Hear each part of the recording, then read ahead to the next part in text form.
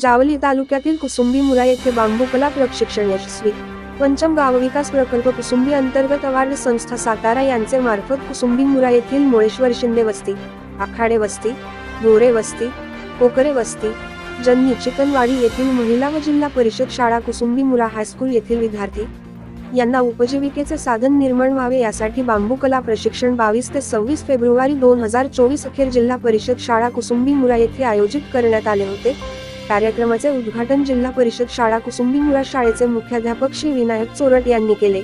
या विभागात बांबू मोठ्या प्रमाणात उपलब्ध आहेत व कास पठार परिसरातील पर्यटक मोठ्या प्रमाणात फुलांचा हंगाम व सुट्टीमध्ये येत असतात। या उद्देशाने बांबू पासून विविध शोभिवंत वस्तू बनविण्याचे प्रशिक्षण श्री सूरज पवार पुणे यांनी प्रात्यक्षिक स्वरूपात दिले।